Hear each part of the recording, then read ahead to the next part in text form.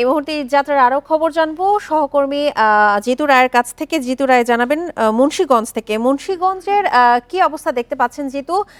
এই মুহূর্তে যারা নাকি বাড়িতে যাচ্ছেন ঈদ উদযাপন করতে, তারা কি বলছেন? এই ঈদে জামা জুতো অ্যাক্সেসরিজের ডিসকাউন্ট।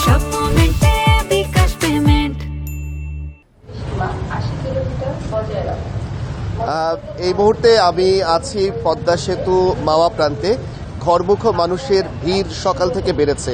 প্রকৃতপক্ষে বড় একটি ছুটি, ঈদ উল ফিতরের ছুটি শুরু হওয়ার বৃহস্পতিবার বিকেল থেকে পদ্মা সেতুর মাওয়া প্রান্তে কিন্তু আমরা লক্ষ্য করেছি ভিড় বাড়তে থাকে। আর আজ সকালে মোটর সাইকেল আরোহী থেকে শুরু করে যাত্রীবাহী বাসগুলোর ব্যাপক একটি আমরা কিন্তু লক্ষ্য করছি যে প্রচুর মানুষ কিন্তু বাড়ি ফিরছেন।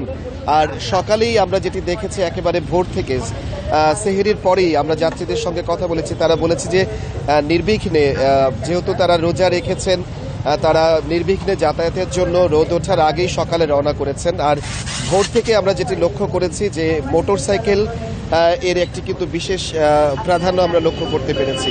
এখনও মোটর সাইকেলের লেনের যে লেনটি বিশেষভাবে করা হয়েছে পদ্মা সেতু পার হওয়ার জন্য, সেই লেনটির দীর্ঘ একটি সারি।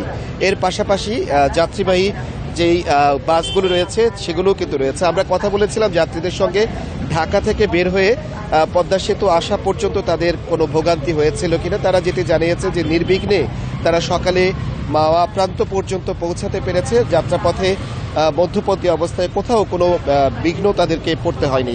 আমরা পদ্মা সেতু কর্তৃপক্ষের সঙ্গে কথা বলেছি, তারা যেটি বলেছে গেল 12 ঘন্টায় পদ্মা সেতু দিয়ে 27,683টি যানবাহন পারাপার করেছে। তার থেকে 3,07,67,850 টাকা তারা টোল আদায় করতে পেরেছে।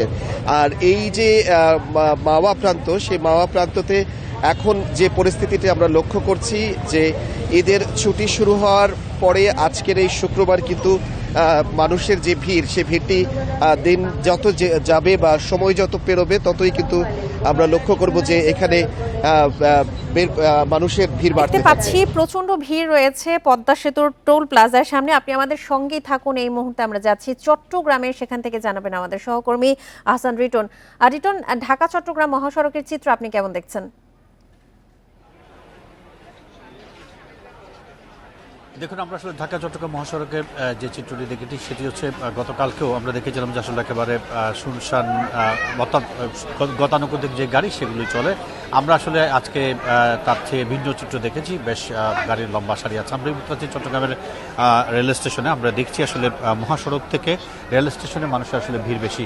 আমরা এই মুহূর্তে চট্টগ্রামের রেল স্টেশনে আছি। চট্টগ্রাম সকাল থেকে 4 থেকে 5টি ট্রেন ইতিমধ্যে দেশের নানা গন্তব্যে ছেড়ে গেছে এবং এই মুহূর্তে বিজয় এক্সপ্রেস, যেটি ময়মনসিংহের উদ্দেশ্যে ছেড়ে যাওয়ার কথা ছিল 9:15, সেটি এখনও এসে পৌঁছায়নি। আমরা আসলে এখানে যারা যাত্রী রয়েছেন তারা বলছেন যে বেশ কষ্ট করে তাদেরকে কাঙ্ক্ষিত যে টিকিট সেটি সংগ্রহ করতে হয়েছে এবং সংগ্রহ করার পরে তারা আজকে একেবারে ভোরে ভোরে এখানে এসছেন। যেহেতু বাড়ি দীর্ঘদিন পর তারা বাড়ি যাবেন এবং প্রিয়জনের সঙ্গে ঈদ করবেন, একটা অন্য রকমের আমেজ আবহাওয়া তাদের মধ্যে ভিতরে কাজ করছে এবং সেই বিষয়টিকে মাথায় রেখে আমরা দেখছি আসলে ময়মনসিংহগামী লোকজনের ভিড় এই মুহূর্তে চট্টগ্রামের রেল স্টেশনে আছে। এর আগে যে গাড়িগুলো, যে ট্রেনগুলো ছিল সেগুলো সিলেট সহ ঢাকার অন্যান্য জায়গায় চলে গেছে। আমরা আসলে নিয়ে রেল স্টেশন কর্তৃপক্ষের সাথে কথা বলছি। তারা যেটি বলছেন সেটি হচ্ছে যেহেতু ঈদে মানুষের বাড়তি একটি চাপ থাকে সম্ভবত, কারণ তারা প্রতিটি ট্রেনে বাড়তি বগি সংযোজন করেছেন এবং ট্রেনে যাত্রীদের যাতে কোনো রকমের অপ্রীতিকর ঘটনা না ঘটে, কেউ যাতে কোনো রকমের ঝামেলা করতে না পারে সেই বিষয়টিকে মাথায় রেখে তারা আসলে তাদের যে নিরাপত্তা বাহিনী রয়েছে সেই নিরাপত্তা বাহিনী বেশ সজাগ আছে। সাদা পোশাকধারী পুলিশও আছে। যারা যাত্রী রয়েছেন তারা বলছেন যে আসলে ক্ষেত্র বিশেষে টিকিট পেতে অনেককে বেশ ব্যাক পেতে হয়েছে, কিন্তু তারপরেও তারা দীর্ঘদিন পর তাদের প্রিয়জনের সঙ্গে গ্রামে ঈদ করবেন, সেটাই এখন তাদের কাছে মুখ্য একটি ব্যাপার। অর্থাৎ তাদের যে কষ্ট ছিল সেই কষ্ট তারা সয়ে গেছে এবং সেটি এখন তাদের মধ্যে নেই। কিছুক্ষণ পরেই চট্টগ্রাম রেল স্টেশনে বিজয় এক্সপ্রেস এসে দাঁড়াবে।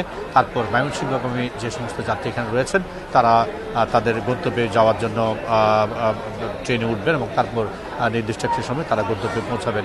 আমরা দেখেছি সকাল থেকে, গতকালকে সকালেও আমরা আসলে এই ট্রেন স্টেশনে এত ভিড় দেখিনি, যেহেতু গতকালকে শেষ কর্মদিবস ছিল এবং প্রায় 9 দিনের একটি টানা ছুটি রয়েছে। সেই বিষয়টিকে মাথায় রেখে আজকে সকাল সেই ঈদে থেকে লম্বা ছুটিতে ঈদ উদযাপন করতে মানুষ বাড়ি ফিরছেন। ধন্যবাদ আপনাকে।